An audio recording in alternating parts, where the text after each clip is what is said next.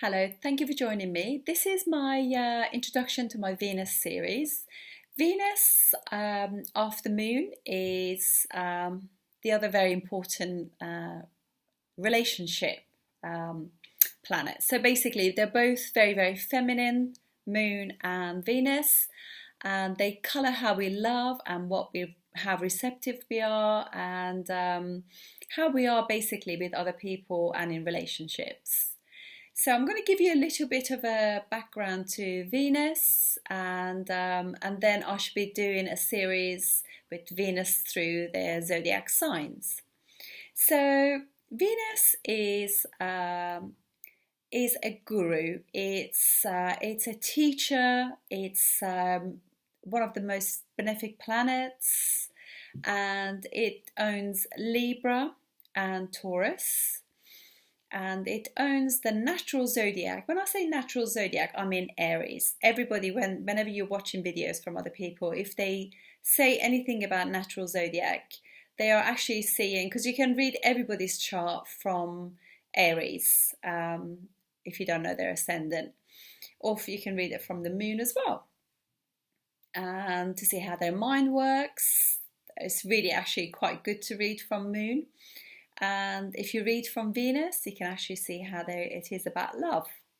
So Venus is the planet of comfort, harmony, all relationships. So it's not just about relationship with your partner, but it's also how you are with other people, basically, because it owns the second natural house of the zodiac, Taurus, which is all those indications are to do with Venus. So that is so we're born. First house, second house is how nourishment be received. So it's how we eat, our family, how we start talking, how we sort of like interact with our family, and those very elementary things that we learn at an early age, early education, family education, so those kind of things.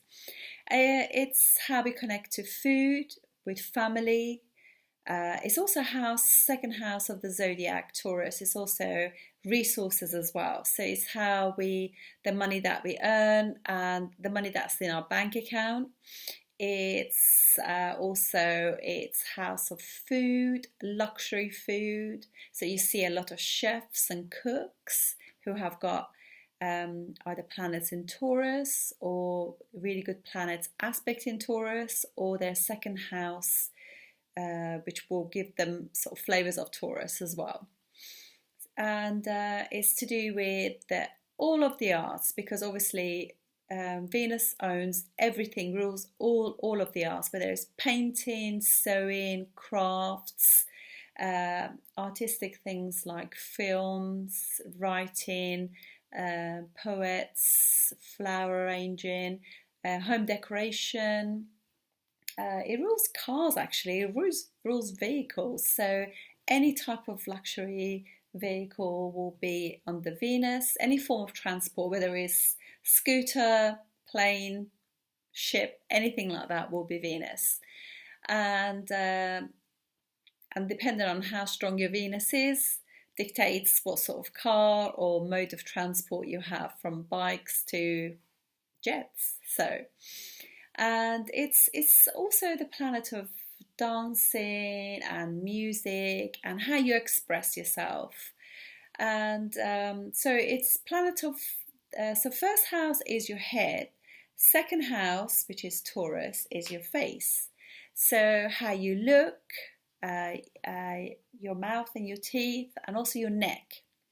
And they say that people who have got really strong Venus in their charts make good decisions in life, because what they do, your neck allows you to look to the left, to the right, and see what's good for you, if you like, make right choices. So okay, I've looked, now I can cross the road, if you like, that on the very sort of small example, if you like. So we said this also is to do with bakery, food, romance. It's to do with actually politics, because Venus rules politics.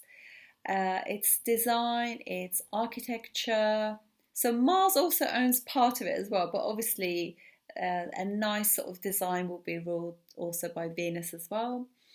Harmony and balance. So a good Venus person will always try and have harmony with other people. So would not be picking fights, trying to pick faults with people. Will always see the good in everything, good in every situation, and you feel like really sort of like they embrace you.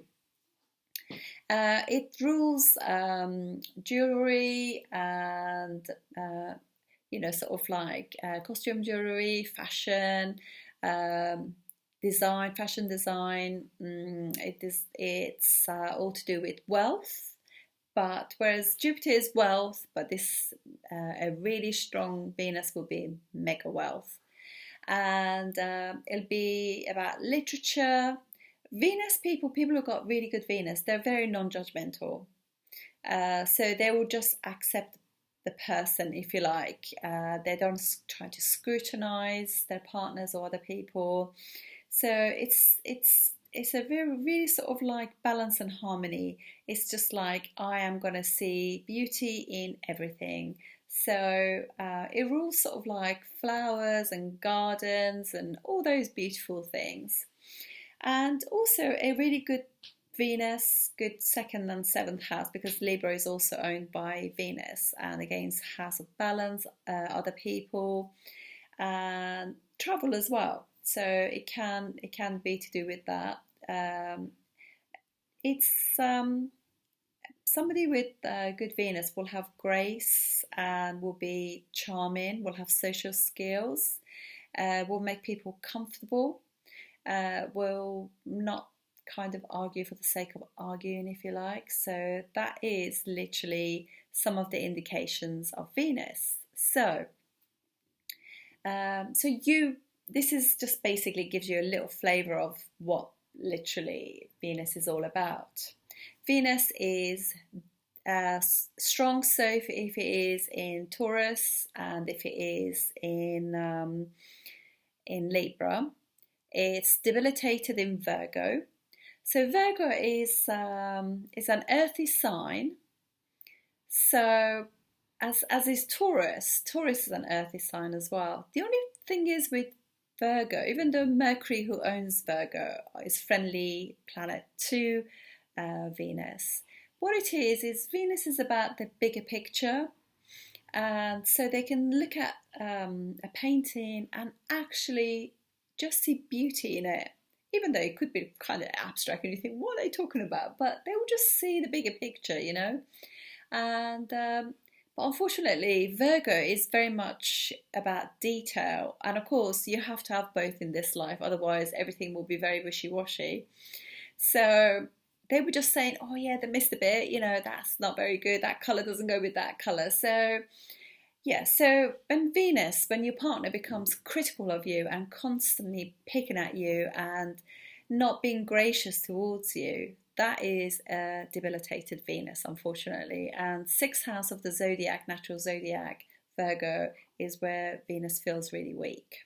It still gives you like beauty and everything else, but you can kind of be stuck on your partner's tiny little things that are wrong and not see the 97% of him which is good, or 97% of her that's good.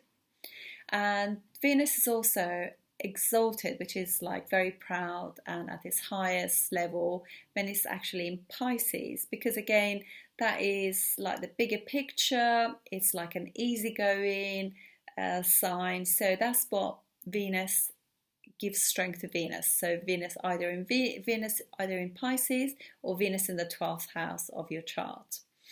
So these are like some of the flavors of Venus. I'm going to do Venus through the signs. So you can now actually have a look and see how that manifests in your chart, because it's all very well looking at your partner's chart or the guy that you fancy or the lady that you like's chart, but if you come from a place of lack, however good they are, however giving and open-hearted they are, you're not going to receive so well. So maybe you need to start working on yourself first. And remember that Venus rules the heart chakra. So it's all about like opening up and allowing love in and also loving other people despite their little imperfections. So yes, so this is Venus. I hope you enjoy it, and I shall finish the series and then we'll start doing synastry and compatibility, because obviously Moon and Venus are very important planets for that. Thank you for joining me. I shall see you on the next video. Thank you.